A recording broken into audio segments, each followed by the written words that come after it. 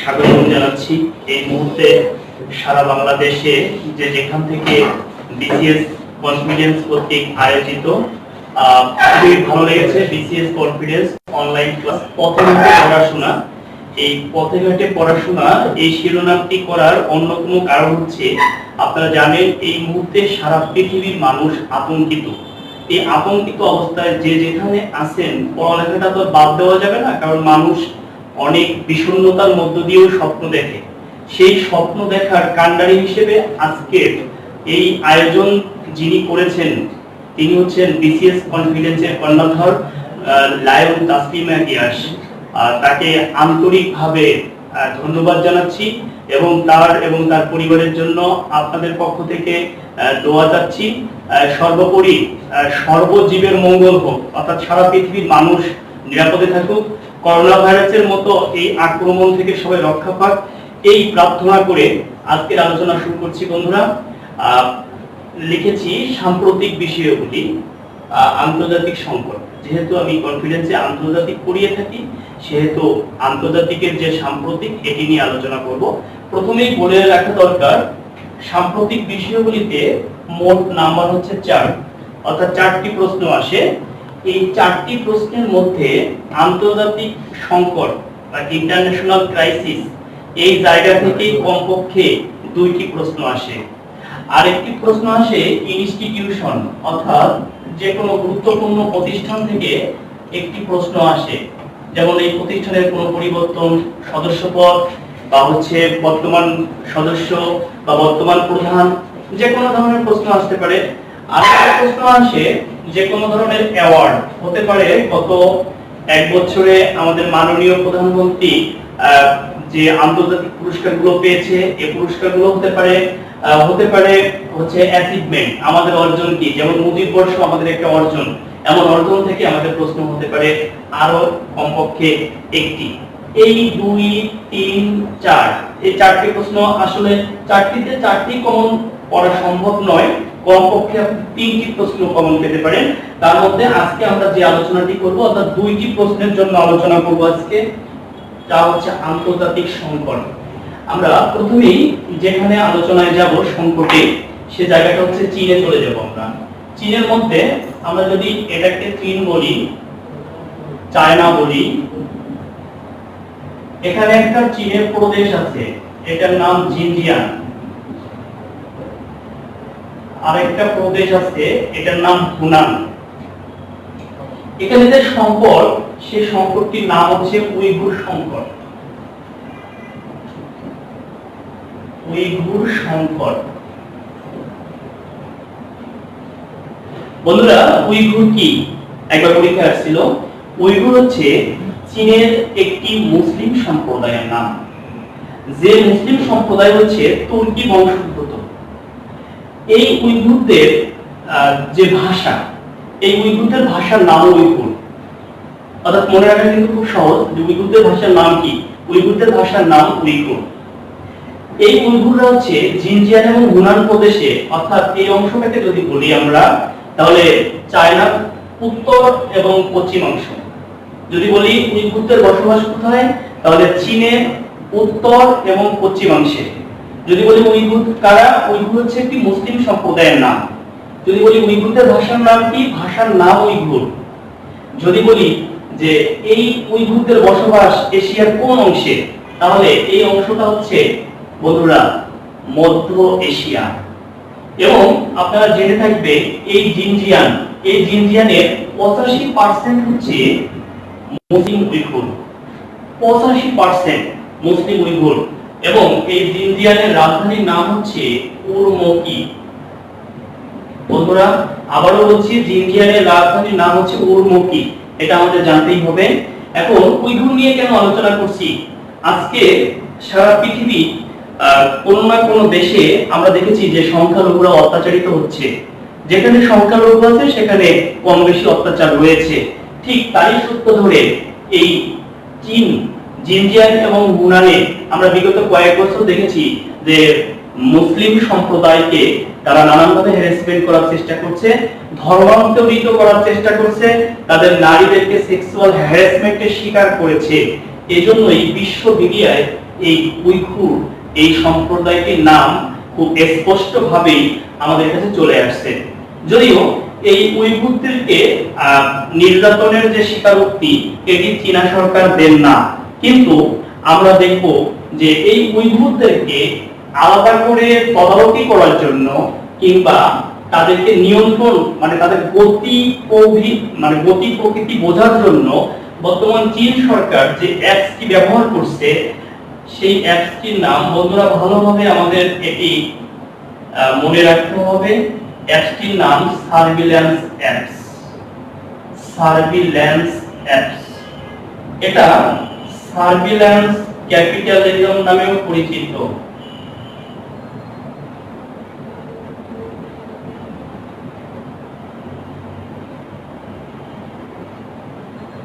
Surveillance capitalism নামেও পরিচিত। বন্ধুরা পরীক্ষা আসতে পারে সার্ভিল্যান্স অ্যাপস বা সার্ভিল্যান্স ক্যাপিটালিজম ব্যবহৃত হয়েছে কোন দেশে? চীন। কাদের জন্য ব্যবহৃত হয়েছে? উইঘুরদেরকে তাদের নজরদারিতে রাখার জন্য এটি ব্যবহৃত হয়েছে। যদিও চীন সরকার এটি অস্বীকার করেছে এবং কিন্তু নিউ ইয়র্ক টাইমলাইনের 403 পৃষ্ঠার প্রতিবেদনে প্রকাশিত হয়েছে যে চীনের ঊর্ধ্বতন কর্মকর্তাদের বা নীতি নির্ধারকদের নির্দেশ ক্রমেই এটি পরিচালিত হচ্ছে। এই হচ্ছে উইঘুর সমস্যা। উইঘুর নিয়ে যে কয়টি প্রশ্ন হতে পারে আপনাদেরকে বলেছি, আপনারা ভিডিওটি একটু টেনে শুনলেই কিন্তু প্রশ্নগুলো আপনি খাতায় নোট করতে পারবেন। এবং সবাইকে আমি রিকোয়েস্ট করব আমাদের এই লাইভটি শেয়ার করার জন্য। আপনার দ্বারা উপকৃত হবে অন্য আপনার আরেকজন বন্ধু কিংবা বান্ধবী কিংবা পরিচিত জন। আমরা সংক্ষিপ্ত পরিসরে উইঘুর নিয়ে আলোচনা করলাম। আপনাদের যদি কোনো প্রশ্ন থাকে, আমাদের বলা হয়েছে লাস্ট 20 মিনিট প্রশ্নের উত্তর দিব। আমি 40 মিনিট শেষ করার পর আপনাদের প্রশ্নের উত্তর দেব, আপনারা প্রশ্ন করে রাখবেন। এখন আলোচনা করব সবচেয়ে পৃথিবীর এই মুহূর্তের সবচেয়ে বড় সংকট, যে সংকটের নাম হচ্ছে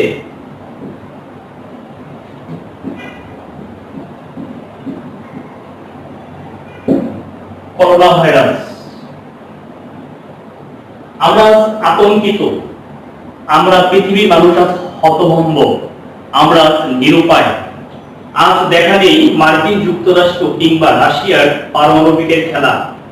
আজকে দেখা নাই চীনের অর্থনীতির কোনো অহংকার। আজকে দেখা নাই কোনো সেনাবাহিনীর মহড়া। আজকে পৃথিবীর সব শক্তি একটা জায়গায় চুপসে গেছে, তার নাম হচ্ছে করোনা। এই করোনা ভাইরাস এর পুরো নাম হচ্ছে নভেল করোনা ভাইরাস।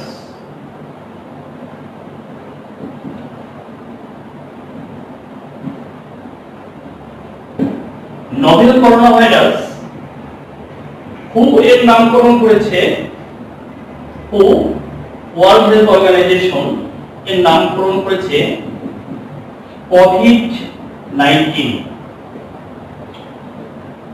বন্ধুরা এই কোভিড-19 আবিষ্কৃত হয় 1960 সালে।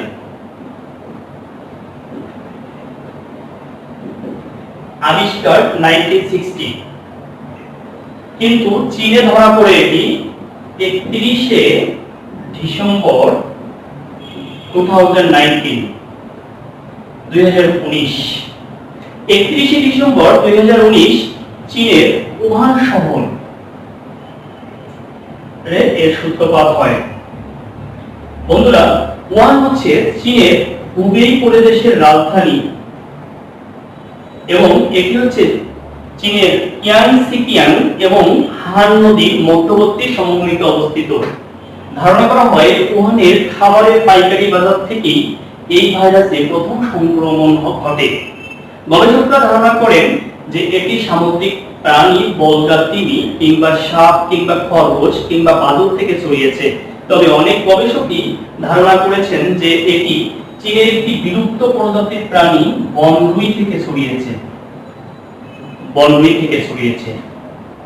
যেহেতু এখন পর্যন্ত করোনা ভাইরাসের কোনো প্রতিষেধক আবিষ্কার হয়নি এবং এটির ছড়ানোর যে সূত্রপাত তারও স্পষ্ট কোনো ধারণা পাওয়া যায়নি, সেহেতু এগুলো নিয়ে আর কথা বাড়াতে পারছি না।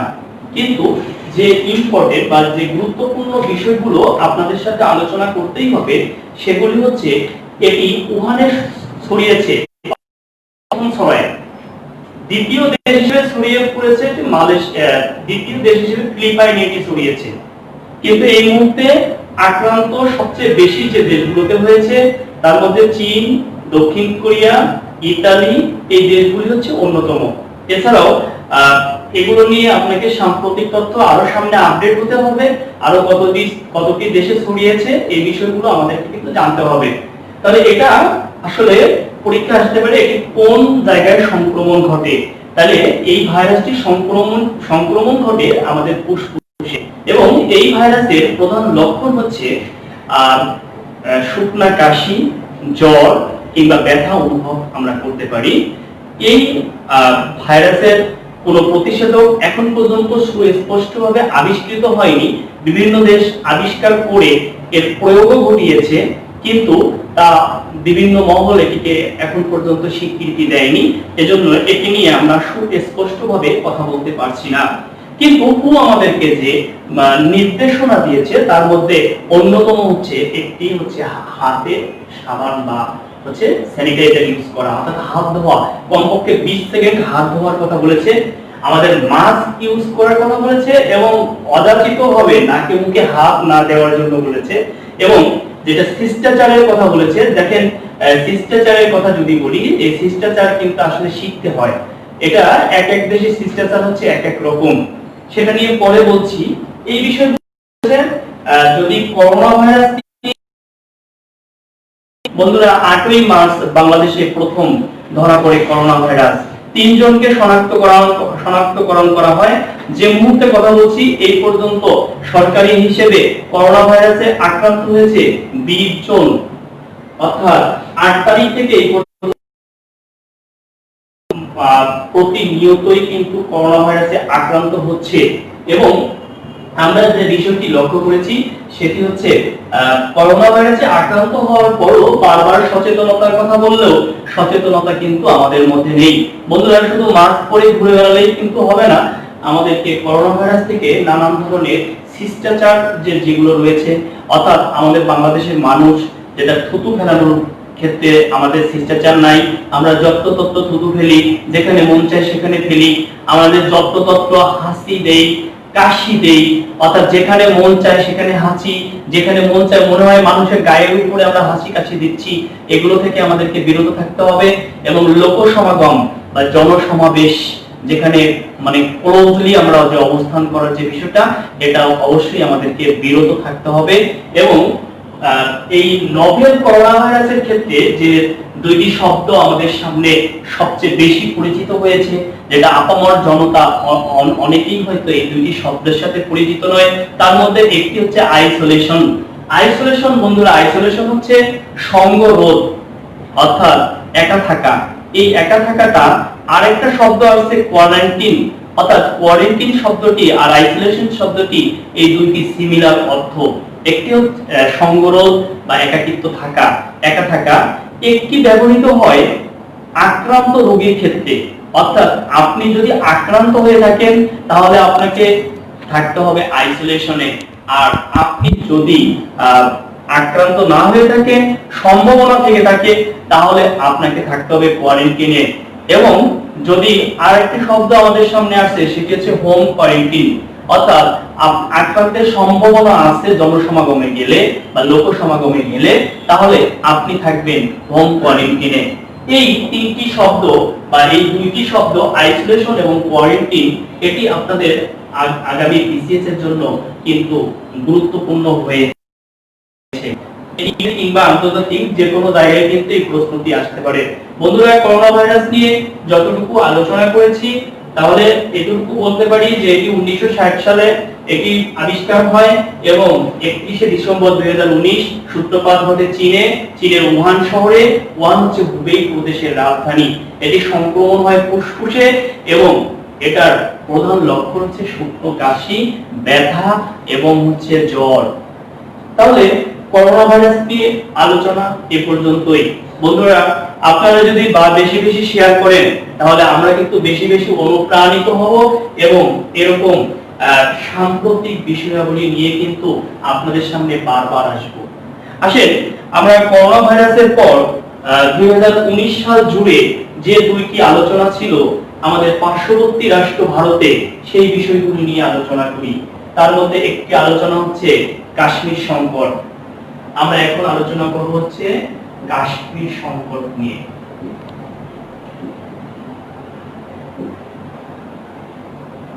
কাশ্মীর সংকট, আমরা যদি পাকিস্তানকে এখানে দেখাই, যেটা কাশ্মীরের 37% হচ্ছে পাকিস্তানের। আমরা যদি ইন্ডিয়াকে এখানে দেখাই, ইন্ডিয়ার রয়েছে 43%। আমরা যদি চায়নাকে দেখাই, চায়নার রয়েছে 20%। আমরা এই অংশটাকে পাকিস্তানকে দিয়ে দিলাম, আর এই অংশটা চায়নাকে দিয়ে দিলাম, এটাকে ইন্ডিয়াকে দিয়ে দিলাম। এটার নাম হচ্ছে লাইন অফ কন্ট্রোল। অর্থাৎ আমরা এমনিতে জানি ভারত পাকিস্তান চিহ্নিত সীমারেখার নাম হচ্ছে রেড ক্লিফ লাইন, কিন্তু ভারত পাকিস্তান কাশ্মীর চিহ্নিত সীমারেখার নাম হচ্ছে লাইন অফ কন্ট্রোল। আমরা জানি ভারত এবং চায়না সীমারেখার নাম হচ্ছে ম্যাকমোহন লাইন, কিন্তু ভারত চায়না কাশ্মীর সীমান্ত যেটা চিহ্নিত সীমারেখা, এটা হচ্ছে লাইন অফ অ্যাকচুয়াল কন্ট্রোল।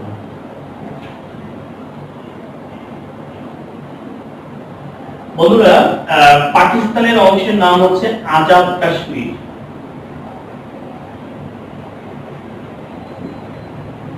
এর রাজধানীর নাম হচ্ছে মুজাফফরাবাদ।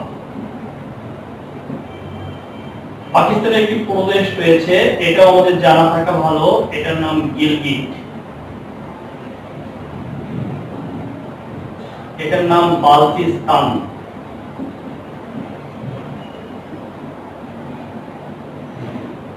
এটার নাম সিয়াচেন হিমবাহ।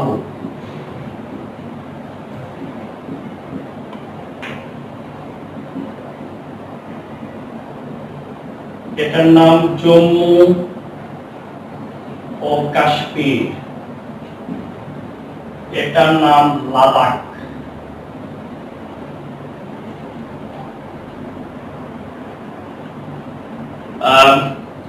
লক্ষ্য করেন, আজাদ কাশ্মীর বা মুজাফফরাবাদ, আজাদ কাশ্মীরের রাজধানী মুজাফফরাবাদ, এটা হচ্ছে পাকিস্তান অংশের।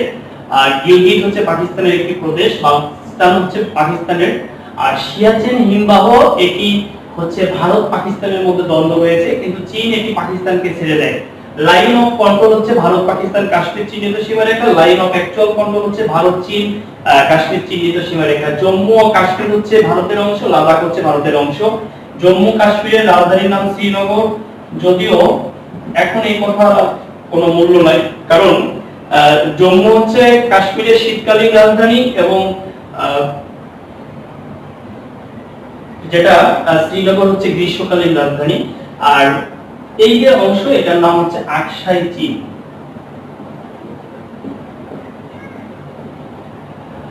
বন্ধুরা, 1925 সালে এই কাশ্মীরে ক্ষমতায় আসেন রাজা হরি সিং। তিনি 25 সালে ক্ষমতায় আসেন। তাহলে আমরা নামটি দেখেই বুঝতে পারতেছি, রাজার নাম হচ্ছে হরি সিং, অর্থাৎ হিন্দু। আমরা জানি 1947 সালে দেশ ভাগ হয়, আর এই দেশ ভাগ হওয়ার সময় কিছু অমীমাংসিত জায়গা রয়ে যায়, তার মধ্যে কাশ্মীর একটা।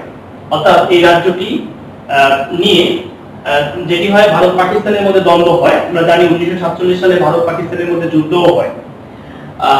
এ সময় পাকিস্তান 1/3 অর্থাৎ এই আজাদ কাশ্মীর নামকরণ করেছে এটি দখল করে। এটা দখলে নিয়ে চলে যায় পাকিস্তান অংশে, চীন অংশে এটি চলে যায়, বাদ বাকি থাকে হরি সিং এর এই অংশ। পশতুন নামক উপজাতি তারা আবারও এই অংশে আক্রমণ করতে পারে, এই কারণে রাজা হরি সিং লর্ড মাউন্টব্যাটেনের সাহায্য প্রার্থনা করে। আর পরবর্তীতে 1949 সালে আমরা এখানে দেখতে পাচ্ছি যে কাশ্মীর এই অংশটা ছিল আসলে মুসলিম অধ্যুষিত, আর এই মুসলিম অধ্যুষিত এই অংশটায় মুসলিমরা পাকিস্তানের সাথে যাওয়ার জন্য ইচ্ছা প্রকাশ করলেও বাকি যে রাজা হিন্দু হয় সে ভারতের সাথেই যেতে চায়। আর এই কারণে ভারত 1949 সালে তার সংবিধানে 370 নং ধারায় কাশ্মীরকে স্বায়ত্তশাসনের অধিকার দেয় এবং তার 35 এর ধারায় তাকে কিছু বিশেষ সুযোগ সুবিধা দেয়। যেমন কাশ্মীর দ্বৈত নাগরিক সুবিধা ভোগ করে, অর্থাৎ একদিকে সে ভারতীয় আরেকদিকে কাশ্মীরি। কাশ্মীর একটি স্বতন্ত্র পতাকার মালিক হয়। 6 বছর পর পর বিধানসভা কাশ্মীর নিজেই নিয়ন্ত্রণ করে, অর্থাৎ বিধানসভা নির্বাচন করে। কাশ্মীরে কোনো ছেলে বা মেয়ে ভারতীয়দের বা অন্যদের বিদেশিদের বিয়ে করতে পারতো না, এবং কাশ্মীরে যদি জায়গা জমি করে করতে হতো তাহলে অবশ্যই সেখানে 10 বছর বসবাসের প্রমাণপত্র শো করতে হতো। কাজেই কাশ্মীর এই স্বাধীনতা, এবং কাশ্মীরে আমরা যদি দেখি 360 নং ধারায় কাশ্মীরে জরুরি অর্থনৈতিক অবস্থা জারি করা যাবে না, 356 নং ধারায় কাশ্মীরে জরুরি অবস্থা জারি করা যাবে না, এমন সুযোগ সুবিধা। অর্থাৎ ভারতের হাতে ছিল 3টি বিষয়, একটি হচ্ছে পররাষ্ট্র, একটি হচ্ছে যোগাযোগ, আরেকটি হচ্ছে পররাষ্ট্র, যোগাযোগ আর প্রতিরক্ষা। এই 3টি বিষয় ছিল ভারতের হাতে, আর সব ছিল কাশ্মীরের হাতে। বন্ধুরা, এটি ছিল কাশ্মীর নিয়ে আমাদের ইতিহাস, হিস্ট্রি, সংক্ষিপ্ত হিস্ট্রি। আমরা সাম্প্রতিক যে ঘটনাটি ঘটে গেছে সেই ঘটনাটি আপনাদেরকে বলবো। গত বছর অর্থাৎ 2019 সালের 14ই ফেব্রুয়ারি এই কাশ্মীরের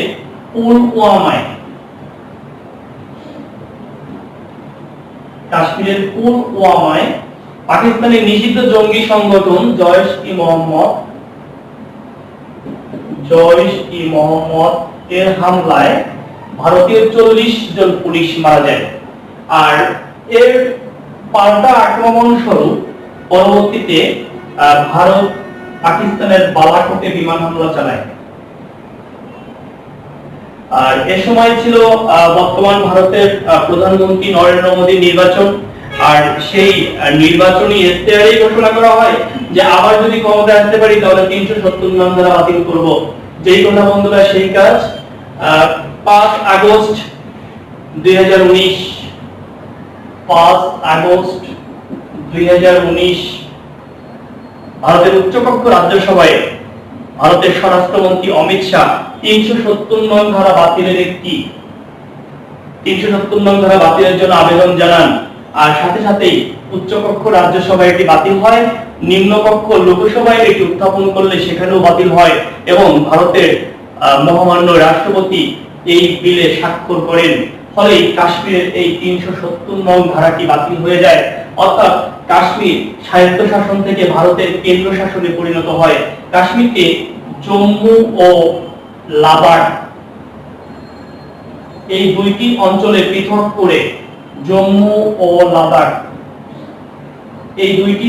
পৃথক করে কেন্দ্র শাসিত অঞ্চলে পরিণত করা হয়। এর মাধ্যমেই বিগত বছরগুলোতে কাশ্মীর যে সুযোগ সুবিধা পেয়ে আসতেছিল তা বাতিল হয়ে গেল।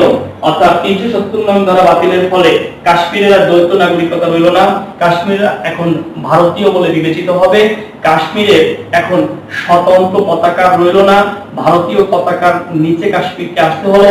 কাশ্মীরে এখন যে কোনো ভারতীয় যেতে পারবে, বিবাহ বন্ধনে আবদ্ধ করতে পারবে, জমি জমা ক্রয় করতে পারবে, কাশ্মীরে জরুরি অবস্থা জারি করতে পারবে, জরুরি অর্থনৈতিক অবস্থা জারি করতে পারবে। এবং এর ফলে ভারতের বর্তমান রাজ্য সংখ্যা হলো 28টি। বন্ধুরা মনে রাখতে হবে, রাজ্য সংখ্যা হলো 28টি এবং কেন্দ্র শাসিত অঞ্চল 60টি থেকে এই দুইটি, অর্থাৎ কেন্দ্র শাসিত অঞ্চল হয়ে গেল 9টি। অর্থাৎ ভারতের রাজ্য সংখ্যা হয়ে গেল 28টি, কেন্দ্র শাসিত অঞ্চল হলো 9টি। এর মধ্য দিয়ে কাশ্মীর তার স্বায়ত্তশাসন হারালো এবং ভারত তাকে কেন্দ্র শাসিত অঞ্চলে পরিণত করলো। এই ছিল বন্ধুরা কাশ্মীর নিয়ে আলোচনা। আমরা এখন আলোচনা করব আরেকটি গুরুত্বপূর্ণ বিষয়, যেটি হচ্ছে এনআরসি, অর্থাৎ ন্যাশনাল রেজিস্টার অফ সিটিজেন্স। সঙ্গেই থাকুন, অবশ্যই বিষয়গুলি গুরুত্বপূর্ণ। প্লিজ শেয়ার দিয়ে রাখুন, আপনি শেয়ার করে রাখলে আপনার পেজে থাকবে এবং আপনি এটি বারবার দেখতে পারবেন। আমরা শুধু এমসিকিউ স্টাইলে সাম্প্রতিক কিংবা কুইজ আকারে সাম্প্রতিক করলে আমরা ভালো করতে পারবো না। আমাদেরকে এই বিস্তারিত অর্থাৎ আমি যে বিষয়গুলি বলছি এটি যদি আপনি টেনে টেনে বারবার শুনেন তাহলে কিন্তু আপনি ভালো এখান থেকে ফলাফল পাবেন। বন্ধুরা, এনআরসি হচ্ছে ন্যাশনাল রেজিস্টার অফ সিটিজেন্স, আর আলোচিত আরেকটি যেটা হচ্ছে সিএবি। এই পুনরূপগুলো অবশ্যই আমাদের জানা থাকতে হবে। এটা হলো সিটিজেনশিপ অ্যামেন্ডমেন্ট বিল 2013। আর একটা হলো সিএএ, খুবই গুরুত্বপূর্ণ, যেটি নিয়ে ভারতের সবচেয়ে উত্তেজনা চলছে। এটি হলো সিটিজেনশিপ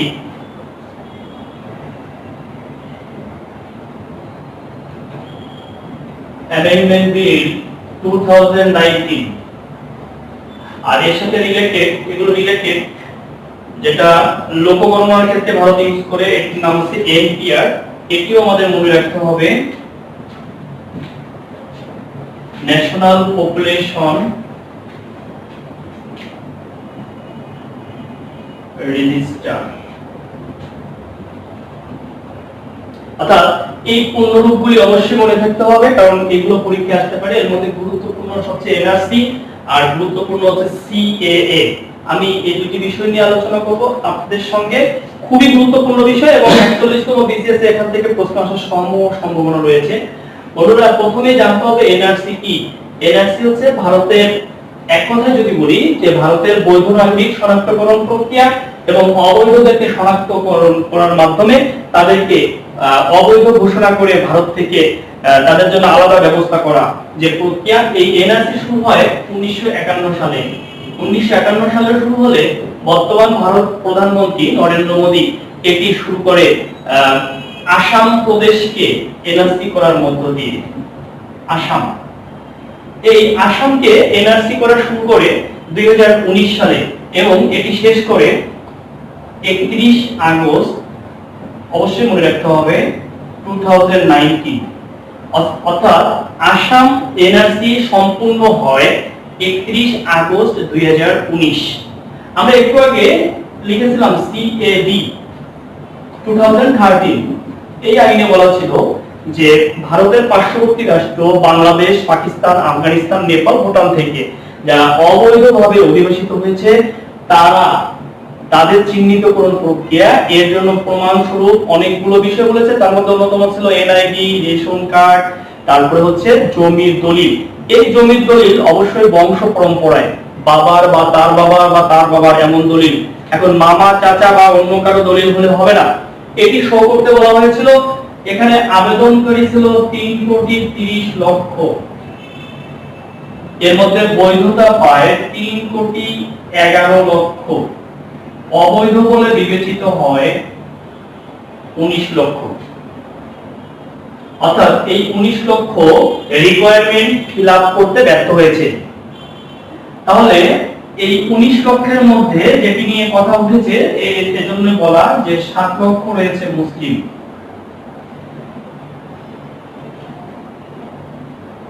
এখন দেখেন, আমরা কয়েকটা প্রশ্ন করতে পারি যে মোদী সরকার কি সমগ্র ভারতে এনআরসি করবে কিনা, এই বিষয়টি আমাদের ক্লিয়ার হওয়া দরকার। প্রথমেই বলি, এই শুধু আসামকে এনআরসি করতে গিয়ে মোদী সরকারের খরচ হয়েছে 1220 কোটি রুপি। পুরো ভারতকে করতে খরচ হবে 48,800 কোটি রুপি। আমার এই মানে খরচের দিক দিয়ে বিবেচনা করলে এই মুহূর্তে সমগ্র ভারতে এনআরসি হচ্ছে না। দ্বিতীয়ত, এখানে যে ফোর্স দিতে হয়েছে সেটি একবারে ভারত করতে এটা দেওয়া সম্ভব না। তৃতীয়ত, মোদী সরকার এনআরসি করতে গিয়ে যে রাজনৈতিক বাধার সম্মুখীন হয়েছে, যে গণজোয়ারের সম্মুখীন হয়েছে, আমরা যদি সেটি বিবেচনা করি তাহলে সমগ্র ভারতে এনআরসি হচ্ছে না। তবে ক্রমান্বয়ে হয়তো সমগ্র ভারতে এনআরসি হতে পারে। আর এনআরসির পরিণতি কি হতে পারে দেখেন বন্ধুরা, মোদী সরকার অলরেডি 2.5 হেক্টর জমির উপরে একটি ডিটেনশন ক্যাম্প তৈরি করেছে। যারা এই অবৈধ বলে বিবেচিত হয়েছে এরা থাকবে সেখানে, এবং তারা দ্বিতীয় শ্রেণীর নাগরিকত্ব ভোগ করবে। অর্থাৎ প্রথম শ্রেণীর নাগরিকের যে অধিকার, সরকারি চাকরি বা এই ধরনের যে অধিকার, এগুলো তারা হারাবে। আর এই ডিটেনশন ক্যাম্প থেকে পলায়ন করা শুরু করলে পলায়ন করবে বাংলাদেশ কিংবা পাকিস্তান কিংবা আফগানিস্তান কিংবা নেপাল কিংবা ভুটানে। আবার আমরা দেখতে পাবো রোহিঙ্গাদের মতো, রোহিঙ্গারা যেমন অবৈধভাবে আমাদের দেশে অভিবাসিত হয়েছে, আমরা আবার দেখবো আমাদের পূর্ববঙ্গ অর্থাৎ সিলেট, মৌলভীবাজার এই জায়গা দিয়ে আবার আমরা শরণার্থীদেরকে দেখতে পাবো। হয়তো বা এমনটি হতে পারে যদি আমাদের সরকার সঠিক সময়ে সঠিক সিদ্ধান্ত গ্রহণ না করে, তাহলে এটা দিয়েও আমাদের সাফার হওয়া লাগতে পারে। তাহলে আমরা দেখতে পাচ্ছি যে আসাম এনআরসি হয়ে গেল 31 আগস্ট 2019। এবার নতুন একটি আইন হলো সিএএ, সিটিজেনশিপ অ্যামেন্ডমেন্ট অ্যাক্ট 2019। এটি উত্থাপন হয় 9 ডিসেম্বর 2019। উত্থাপন করে ভারতের সেই আবার স্বরাষ্ট্রমন্ত্রী অমিত শাহ, এবং এটি কার্যকর হয় 12 ডিসেম্বর 2019। বন্ধুরা, সিএএ কার্যকর হয় 12 ডিসেম্বর 2019। অবশ্যই আমাদেরকে এটি মনে রাখতে হবে, কারণ এটি গুরুত্বপূর্ণ একটি ডেট। পরীক্ষা আসতে পারে সিএএ আইন কার্যকর হয়েছে ভারতে কবে? 12 ডিসেম্বর 2019। এই আইনে বলা হয়েছে প্রতিবেশী রাষ্ট্র বাংলাদেশ, পাকিস্তান, আফগানিস্তান বা নেপাল, ভুটান থেকে যারা অবৈধভাবে অভিবাসিত হয়েছে, এখানে ব্র্যাকেটে একটি কথা আছে, ধর্মীয় কারণ ব্যতীত। অর্থাৎ ধর্মীয় কারণ ছাড়া যারা অবৈধভাবে অভিবাসিত হয়েছে তাদেরকে অবৈধ ঘোষণা, মানে যারা ধর্মীয় কারণে অভিবাসিত হয়েছে তাদেরকে একটি সুযোগ ভারত সরকার দিবে। আর তাতেই এই 7 লক্ষ বাদ দিলে থাকে 12 লক্ষ।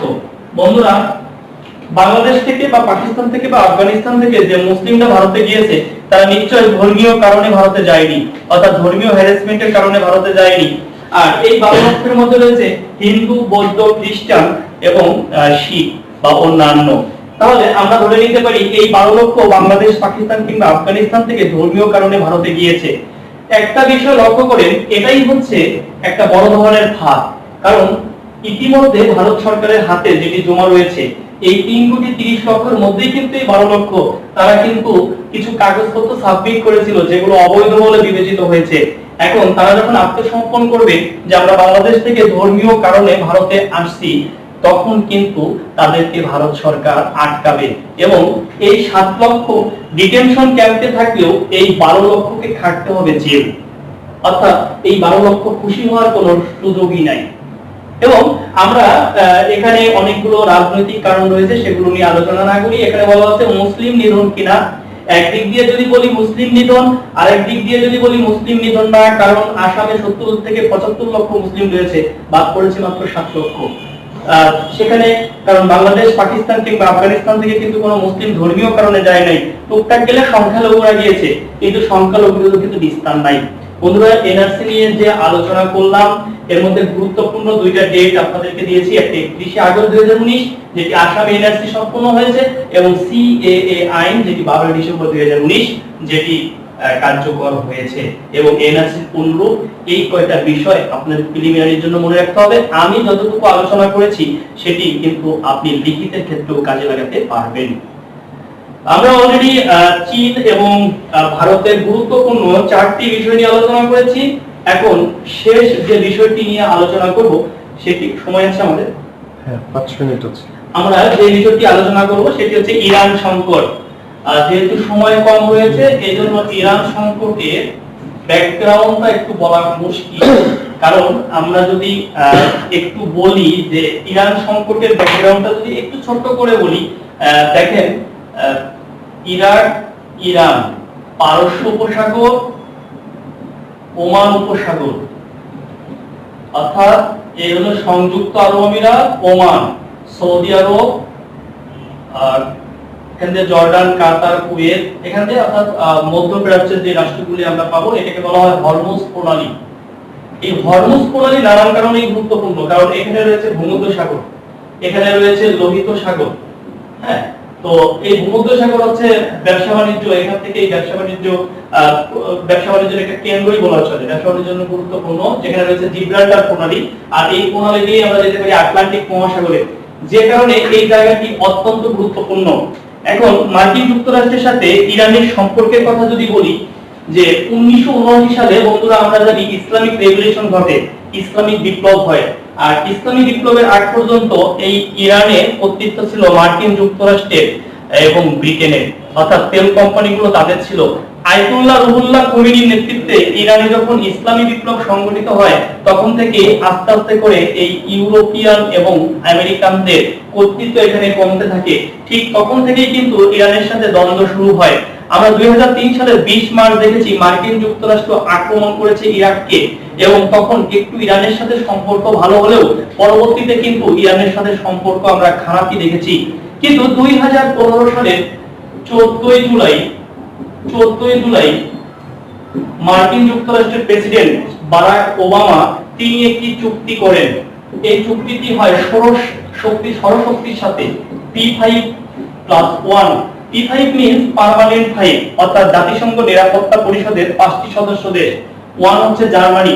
এই 6টি শক্তির সাথে ইরানের যে চুক্তি হয়, এই চুক্তির নাম হচ্ছে joint comprehensive plan of action. চুক্তির বিষয়বস্তু টোটালি এখন আলোচনা করা সম্ভব না। এক কথায় যেটা বলবো যে ইউরেনিয়াম সমৃদ্ধ, অর্থাৎ ইরান ইউরেনিয়াম ব্যবহারে 3.67% মজুত করতে পারবে, এটাই কথা ছিল। কিন্তু মার্কিন প্রেসিডেন্ট বারাক হোসেন ওবামা ক্ষমতা থেকে যাওয়ার পর ক্ষমতায় আসেন, আপনারা জানেন, বর্তমান প্রেসিডেন্ট ডোনাল্ড ট্রাম্প। আর ডোনাল্ড ট্রাম্প ক্ষমতায় এসেই ডোনাল্ড ট্রাম্পের প্রশাসন জানান যে ইরান 4.5% হারে ইউরেনিয়াম মজুত করছে। আর এখানে দেখা দেয় যত বিপত্তি, আস্তে আস্তে করে ইরানকে প্রেসার দেওয়া হয়, অর্থাৎ ইরানকে বাণিজ্যিক প্রেসার বা রাজনৈতিক বা আন্তর্জাতিক সব ধরনের প্রেসার তৈরি করা হয়। এবং আমাদেরকে মনে রাখতে হবে বন্ধুরা, চুক্তিটি হয়েছিল joint comprehensive plan of action. চুক্তিটি হয়েছিল সৌরশক্তির সাথে, অর্থাৎ জাতিসংঘের নিরাপত্তা পরিষদের 5টি সদস্য দেশ এবং ইরানের সাথে, জার্মানির সাথে চুক্তিটি হয়েছিল ইরানের। এই চুক্তি মার্কিন যুক্তরাষ্ট্রের মতে এই চুক্তির বিষয়বস্তু ইরান অমান্য করায় তার প্রতি একটি চাপ তৈরি করা হয়। এবং আমরা পরবর্তীতে দেখেছি যে ডেটগুলি মনে রাখতে হবে, সেটি আমি লিখে দিচ্ছি। 8ই মে 2018 মার্কিন প্রেসিডেন্ট ডোনাল্ড ট্রাম্প ইরানের সাথে এই চুক্তিটি বাতিল করেন। ঠিক তার 1 বছর পর 8ই মে 2019 ইরানও এই চুক্তিটি বাতিল করে। আর তখনই দেখা যায় ইরান আর মার্কিন যুক্তরাষ্ট্রের মধ্যে বিপত্তি এবং তাদের মধ্যে দেখা দেয় মতানৈক্য। এরপর ক্রমান্বয়ে মার্কিন যুক্তরাষ্ট্র ইরানকে প্রেসার দেওয়ার চেষ্টা করে। ইরানও এই মার্কিন যুক্তরাষ্ট্রের কোনো প্রেসারেই বা কোনো হুমকি ধামকিতেই তেমন কোনো কর্ণপাত করে না। কিন্তু এর একটি মানে কি বলবো, যেটি একটি উল্লেখযোগ্য ঘটনা ইরান সংকটের মধ্যে, সেটি ঘটে কিন্তু 3 জানুয়ারি 2020। 3 জানুয়ারি 2020 ইরাকের বিমানবন্দরে, ইরাকের বাগদাদে বিমানবন্দরে ছিল এই ইরানের একটি মানে ফোর্স, এর নাম হচ্ছে কুডস ফোর্স। এই কুডস ফোর্সের প্রধান অর্থাৎ মেজর জেনারেল কাসিম সোলেইমানি এবং তার সহযোগীরা অবস্থানকালে মার্কিন যুক্তরাষ্ট্রের একটি টার্গেট ড্রোন হামলার শিকার হন। ড্রোন হামলায় এই কাসিম সোলেইমানি নিহত হন। অর্থাৎ আমাদেরকে মনে রাখতে হবে, কাসিম সোলেইমানি নিহত হন কত তারিখে? 3 জানুয়ারি 2020। এবং কাসিম সোলেইমানি কুডস ফোর্সের প্রধান ছিলেন, অর্থাৎ মেজর জেনারেল ছিলেন, এবং তিনি 1999 থেকে এই ফোর্সে তিনি দায়িত্বরত ছিলেন। কুডস ফোর্স হচ্ছে ইরানের একটি গোপনীয়তা সংরক্ষণ এবং নিরাপত্তার জন্য দায়বদ্ধ একটি ব্রাঞ্চ।